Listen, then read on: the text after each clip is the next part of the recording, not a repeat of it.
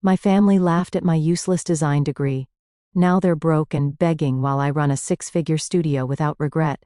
Sup, Reddit. Long-time lurker, first-time poster. Never thought I'd be dropping my own nuclear family drama here, but sometimes you've gotta let that shit out, you know? Some background before I, 29 male, dive into this dumpster fire. I'm the younger of two kids. I work as a systems analyst for a medical software company, making decent money. Nothing crazy, but I've got my shit together. My sister, I'll call her Jess, is 32.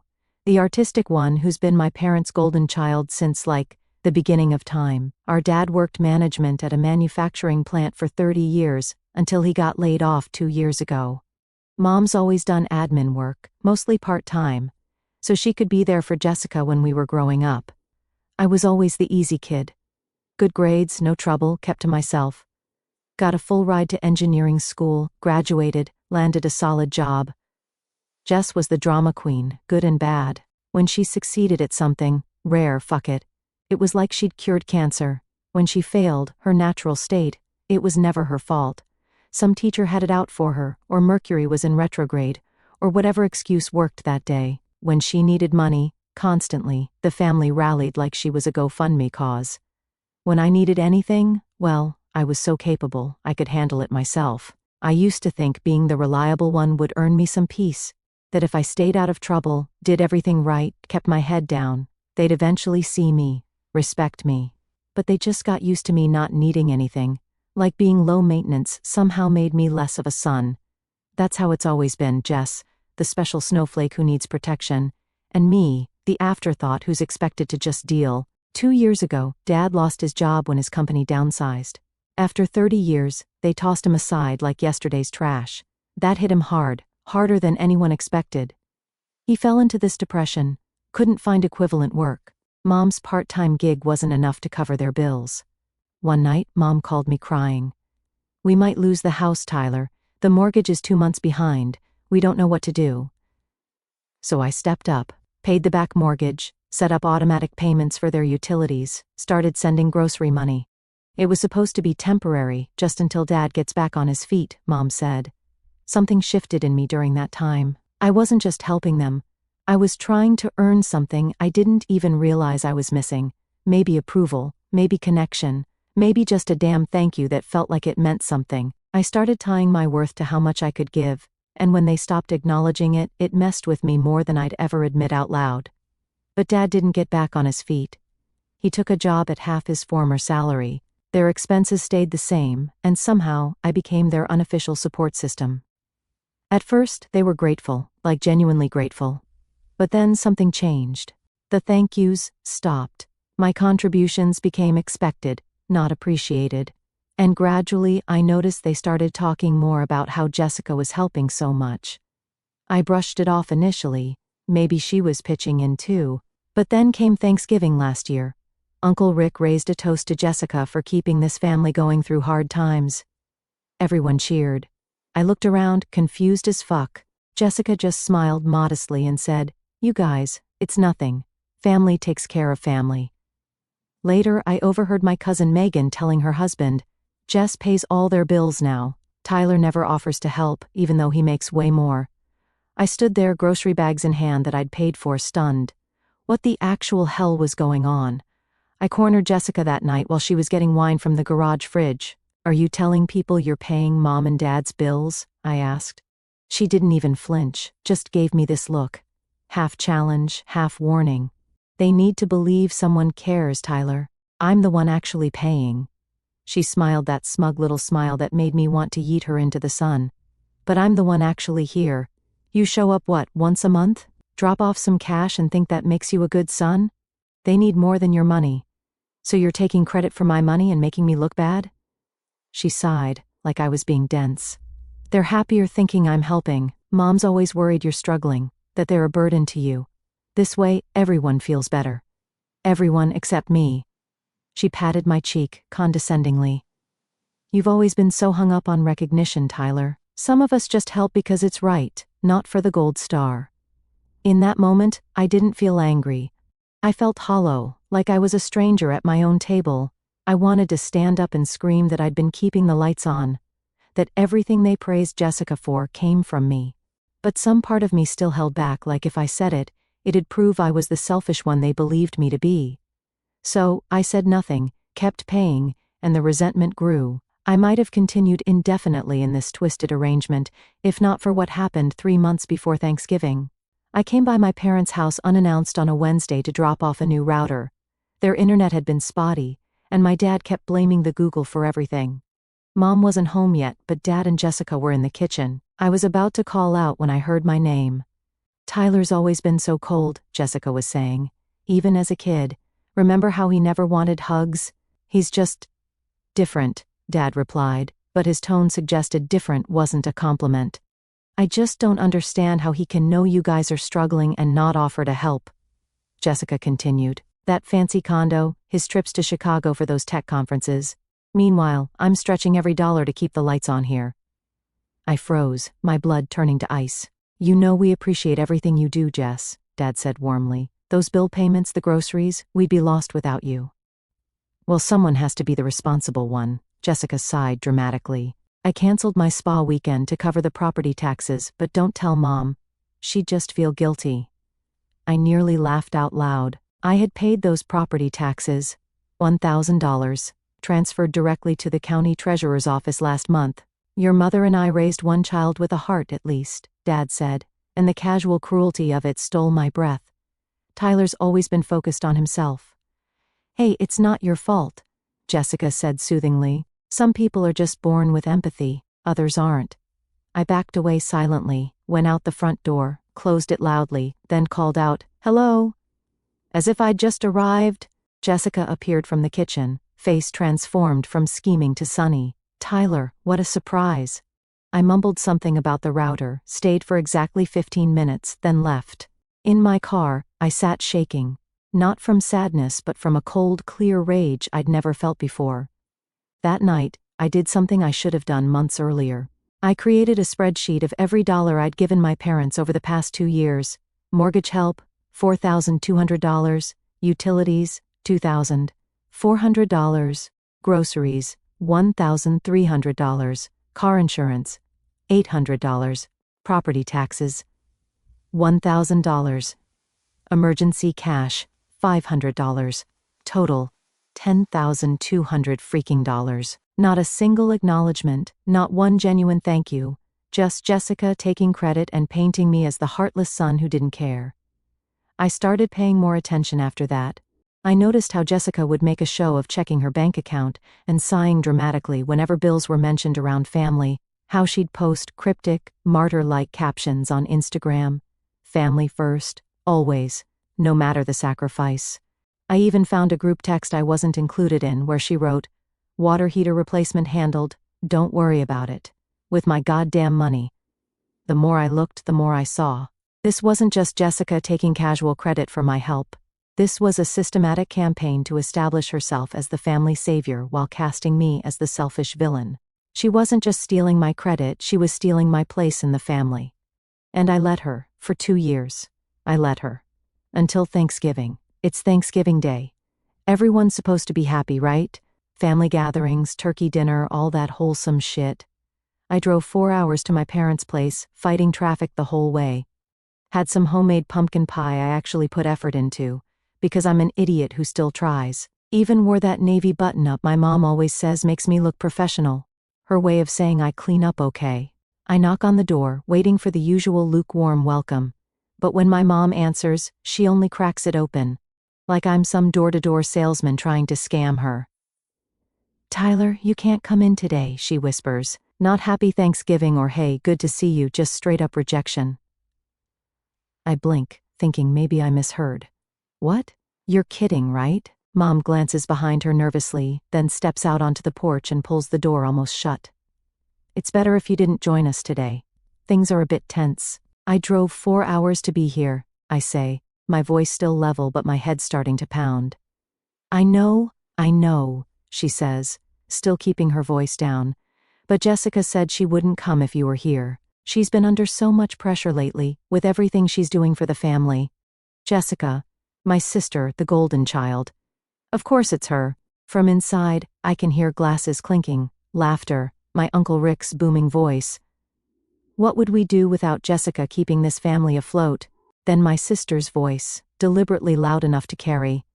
I just believe family should support each other. Some people understand that better than others. I stand there, hands full of gifts they don't deserve, feeling something shift inside me, not rage, not yet. Just the first small crack in a dam that's been holding back a flood for years. I nod slowly. I see. It wasn't just betrayal, it was clarity, the kind that burns through denial. I'd spent my whole adult life trying to be what they needed, waiting for the day they'd look at me and finally see me. Instead, they slammed the door in my face to keep their favorite illusion intact. I wasn't just being excluded, I was being erased. Maybe next weekend would be better, Mom suggests, not meeting my eyes. Jessica's been so stressed about the mortgage payment she covered last month. Something clicks. She told you she paid the mortgage? Well, yes, Mom says, and the utilities. She's been such a blessing since your father's layoff. I pull out my phone and, without a word, open my banking app. Mom, who do you think has been paying your bills for the past 2 years? She looks confused. Jessica's been handling everything. She shows us the receipts every month. Those are my receipts that I send her when she asks for confirmation, I say, my voice deadly calm. I've been paying your mortgage, utilities, internet, everything. Over $7,500 in the last year alone. Mom's face goes blank with confusion. But Jessica said. I hit a button on my phone app. Well, I just turned off all the utilities. They're in my name. Let's see how Jessica handles that. Mom's eyes widen. What? You can't. From inside, I hear my sister's voice rise in panic. The Wi-Fi just went out. And why did the lights flicker? I turn and walk back to my car, ignoring my mom calling after me. As I'm backing out of the driveway, I see Jessica burst through the front door, face twisted with rage and panic, phone held up like a weapon. Tyler, what did you do? She screams. I roll down my window. I gave you what you wanted, Thanksgiving without me. Enjoy explaining to everyone how you've been supporting the family now that the power's out. As I drive away, I catch her expression in my rearview mirror. Pure terror, because she knows the house of cards she's built is about to come crashing down. The first domino has fallen. After I drove away from Thanksgiving dinner, my phone exploded with notifications. Mom called 6 times, Dad 4. Jessica blew up my phone with increasingly panicked texts. Turn it back on. WTF is wrong with you? Mom is crying. The food is going to spoil. You're ruining everything. I silenced my phone and drove to a state park nearby, found a quiet spot overlooking a lake. For the first time in years, I felt something close to peace, like I'd finally put down a weight I didn't even know I was carrying.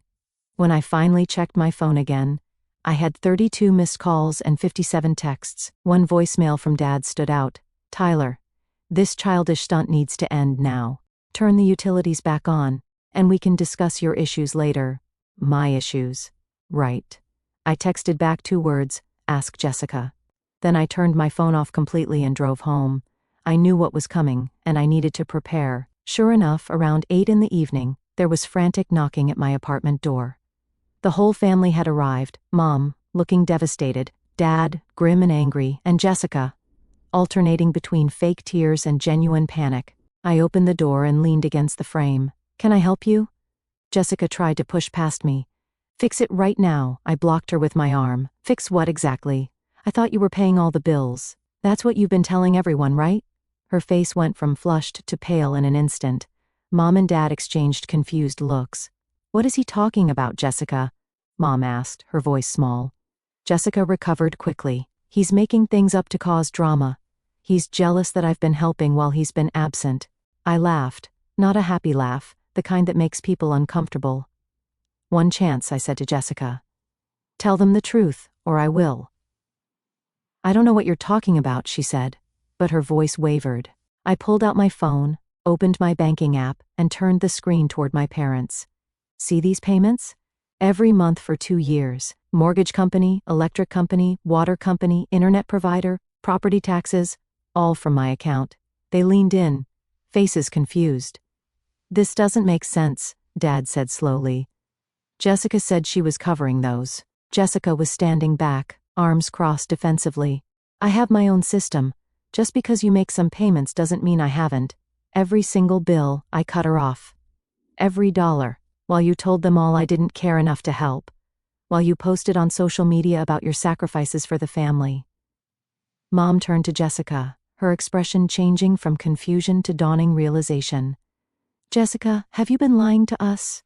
Jessica's eyes darted around, like she was looking for an escape route. It's complicated. I've been helping in other ways. Like what? I asked. Your inspirational Instagram posts? Your emotional support? Don't you talk to your sister that way? Dad started, but his voice lacked conviction. Unbelievable, I said, shaking my head. You find out she's been lying about thousands of dollars, and you're still defending her. We don't know that she's... Dad began. Call the utility companies, I challenged. Ask them whose name the accounts are in. Ask them who's been making the payments. Jessica's face crumpled, and right on cue the tears started flowing. It was her trump card, the one that had worked since we were kids. I was trying to help, she sobbed. Tyler doesn't need the recognition. He doesn't care about family the way I do. I was protecting him. Protecting me, I repeated, by taking credit for my money and making everyone think I don't support the family? You don't understand, she cried. They needed to believe someone close was helping them. You're never there. And there it was, the real reason. I wasn't physically present enough, so Jessica had decided I didn't deserve to be acknowledged at all. My mother sat down heavily on my couch. I don't understand, Jessica. You specifically said you were paying the utilities. You showed me receipts. Screenshots, I corrected. Screenshots of my payments that she asked me to send as confirmation. Dad was looking back and forth between us, his worldview visibly crumbling. But all those times you said you couldn't go on trips with your friends because you were paying our bills, he said to Jessica. She just cried harder. She's been playing you, I said quietly, using my money to make herself look like the hero while making sure everyone sees me as the villain. That's not true, Jessica shouted through her tears. I've been helping in ways Tyler doesn't understand. Emotional support is just as important as money. I laughed again. Emotional support doesn't keep the lights on, Jess. We need to calm down, Dad said, defaulting to his usual role of protecting Jessica from consequences. There's clearly been a misunderstanding. No misunderstanding, I interrupted. Just a lie. A 2-year lie that turned our entire family against me while Jessica basked in praise for my sacrifices. The room went silent, except for Jessica's sniffling. So, here's what happens now, I continued, feeling strangely calm. I'm done paying your bills, all of them.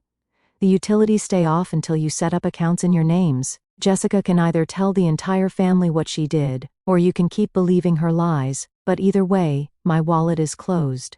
You can't just cut us off. Mom gasped. I'm not a bank, I replied. I'm your son, the one you never see, remember? The cold, distant one who doesn't care about family, according to Jessica. Jessica suddenly shifted tactics, her face hardening. You're only doing this because you've always been jealous of me. Always. Mom and Dad loved me more, and you can't handle it. The room temperature seemed to drop 10 degrees. You're right, I said. They always loved you more. But I'm not here to beg for scraps. I'm here to shut off the supply you've been living off. You built your whole image on my back. Let's see how long it holds when I stop carrying it. I opened my apartment door. We're done here. Go explain to your Thanksgiving guests why the toilets won't flush. As they filed out, Jessica paused in the doorway. You'll regret this, she hissed, low enough that our parents couldn't hear. No one's going to believe you over me. I smiled.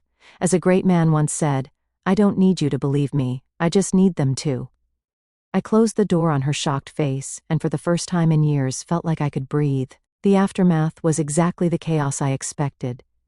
Jessica went nuclear, launching a full-scale PR campaign within the family, without specifically addressing the accusations, because that would expose her. She painted herself as the victim of my jealous breakdown. Her Instagram stories were a masterclass in vague posting, having to stay strong when people try to tear you down. She sent a group text to the extended family.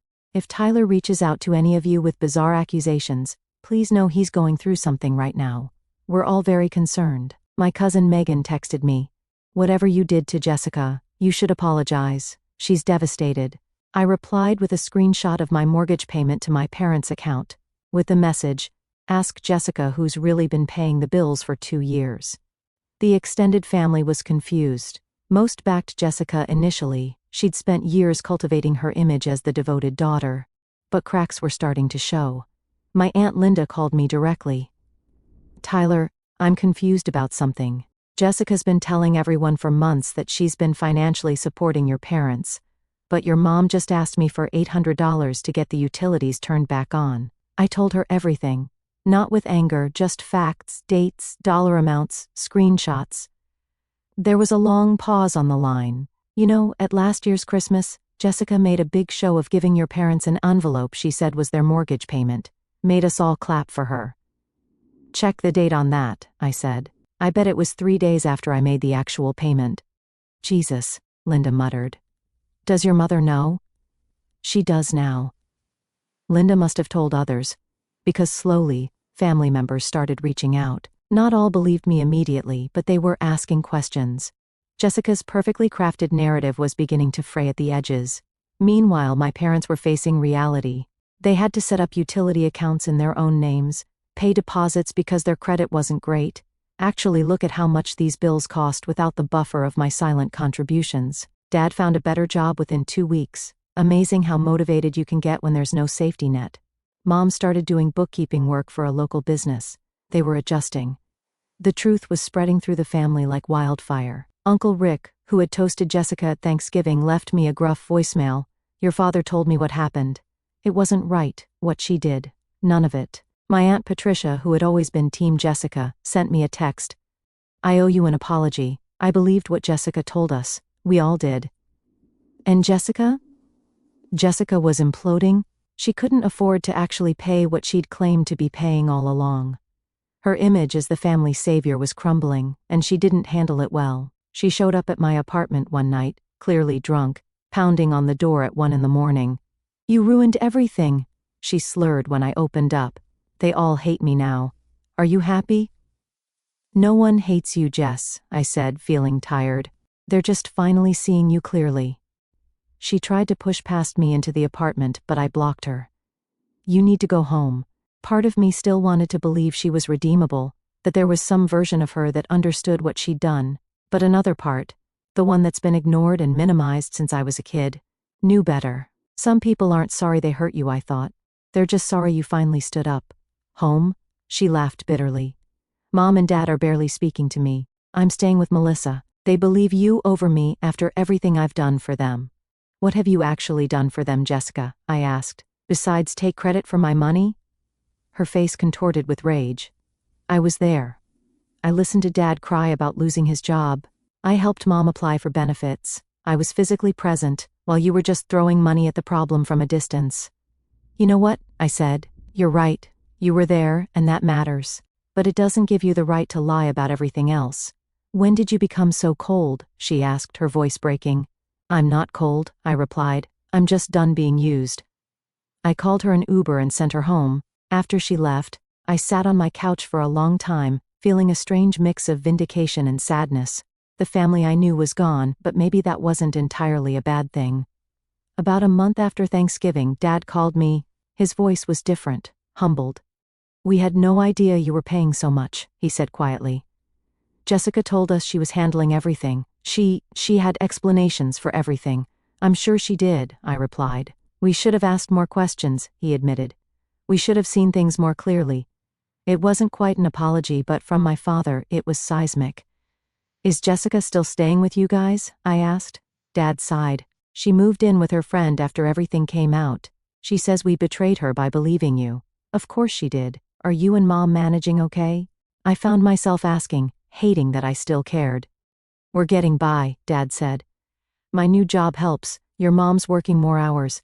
It's tight, but we're okay. I felt a twinge of guilt, then reminded myself this was how it should have been all along. They were adults. This was their responsibility. Good, I said. That's good. Before hanging up, Dad said something that stopped me cold. You know, your mother found some letters in Jessica's old room. Bank statements of yours, credit card bills. Looks like she's been accessing your information for quite some time. I went completely still. What kind of information? Account numbers, passwords maybe. I don't know all the details. Your mother's pretty upset about it. After hanging up, I immediately called my bank and credit card companies. Sure enough, there had been multiple attempts to access my accounts over the past year. Attempts I'd attributed to random phishing attacks. They all came from IP addresses I now recognized as Jessica's apartment building. She hadn't just been stealing my credit, she'd been trying to steal my actual money. So I filed fraud reports, changed all my passwords, froze my credit, and started the process of pressing charges. Not because I wanted revenge, but because some lines can't be crossed without consequences. As a great man once said, it's not about money, it's about sending a message. What started as a simple fraud investigation quickly turned into something bigger. The detective assigned to my case asked to meet me at a coffee shop near my apartment. She slid a folder across the table. "I think you need to see this," she said. Inside were bank statements, credit applications, and loan documents, all with my information, but none that I'd ever authorized. Jessica had been busy. "How bad is it?" I asked. "She attempted to open 3 credit cards in your name, was declined for 2, but managed to get one with a $5,000 limit. Maxed it out within a week." I felt sick. I had no idea. "That's not all," she continued. "We found similar patterns with your grandmother's social security information, your cousin Megan's wedding fund, and what appears to be some kind of charity money from her yoga studio." "Jesus Christ," I muttered. "Your sister has been very resourceful," she said, her tone neutral but her eyes conveying what she really thought. "The district attorney wants to talk to you about pressing charges." I nodded slowly. "I'll do whatever's needed." As I was leaving, the detective said something that stuck with me. "In my experience, Mr. Reynolds, people like your sister don't change. They just find new victims." The next few weeks were a blur of statements, interviews, and legal meetings. My parents were devastated when they learned the full extent of Jessica's actions. Mom called me sobbing one night. How could she do this? How did we not see it? I didn't have an answer that wouldn't hurt her more. The truth was, they had created this monster by never holding Jessica accountable for anything. The family fracture deepened. Some relatives, the ones who had benefited from Jessica's charismatic presence, still defended her. She must have been desperate. She didn't mean to hurt anyone. Tyler's blowing this out of proportion. Others, those who'd been burned by her lies or had seen through her act years ago, rallied around me. My cousin Ben, who I'd barely spoken to in years, reached out. I always knew something was off with her. The way she'd take credit for everything good and blame others for anything bad. The divide was painful but clarifying. It showed me who actually cared about truth versus who just wanted to maintain the comfortable family fiction we'd all been living in. 3 months after Thanksgiving, Jessica was formally charged with multiple counts of identity theft, credit card fraud, and embezzlement. She rejected a plea deal, convinced she could charm her way out of consequences, as she always had. It didn't work. The evidence was overwhelming. Bank records don't lie, even when sisters do. 6 months after that Thanksgiving, I'm sitting in a courtroom, watching Jessica plead guilty to identity theft and fraud. Turns out, my situation wasn't unique. Once investigators started digging, they found she'd been borrowing money from several sources: our grandmother's social security checks, our cousin's wedding fund, even skimming from the charity drive she organized at her yoga studio. The look on her face when the judge denies her attorney's request for probation instead of jail time is something I'll carry with me forever, not because I enjoy seeing her suffer, but because it's the first time in her life that her tears, her excuses, her "but I'm special" defense doesn't work. Reality, as they say, is a bitch. My parents are in the back of the courtroom. Mom's crying silently. Dad looks 10 years older. They didn't want to come, but I insisted. Not to punish them, but because they needed to see the truth with their own eyes. After the sentencing, 18 months, likely to serve 8, I meet them outside. We stand awkwardly in the courthouse, these people who raised me, who I both love and resent in equal measure. "We didn't know," Mom says finally, her voice barely audible about any of it. "I know," I say, and I do. They didn't know because they didn't want to know. Because Jessica had spent a lifetime training them to see only what she wanted them to see.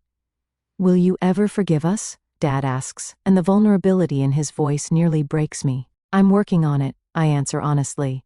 "But it's going to take time."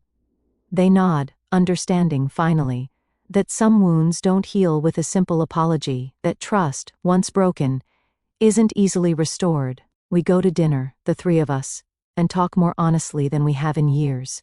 About Jessica, yes, but also about our family dynamics, about the golden child pedestal they put her on, about how they never saw me clearly. We took you for granted, Mom admits, because you never seemed to need us the way she did. Everyone needs to be seen, Mom, I reply, even the quiet ones, especially the quiet ones. They drive back to their house, their mortgage now refinanced in their names alone.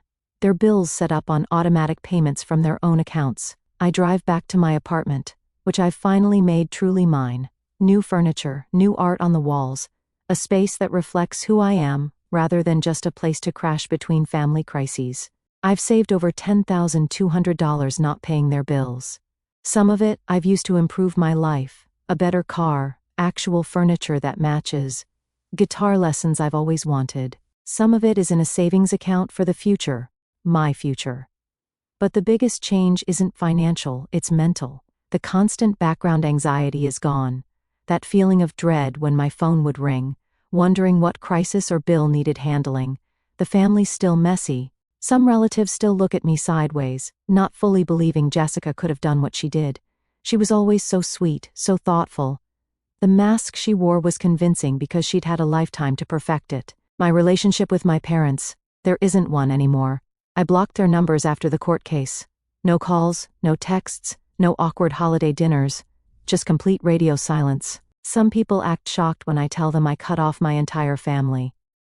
But they're your parents. Yeah, and for 29 years they treated me like an ATM with legs while worshipping the ground my sister walked on. Some things can't be fixed with a half-assed apology and a few care packages.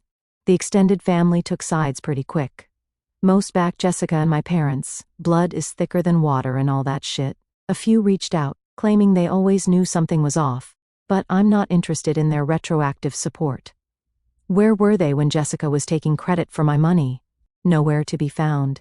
As for Jessica, she's serving her time. She still has supporters who believe she was misunderstood, or just trying to help in her own way. Some people will never see the truth, even when it's staring them in the face.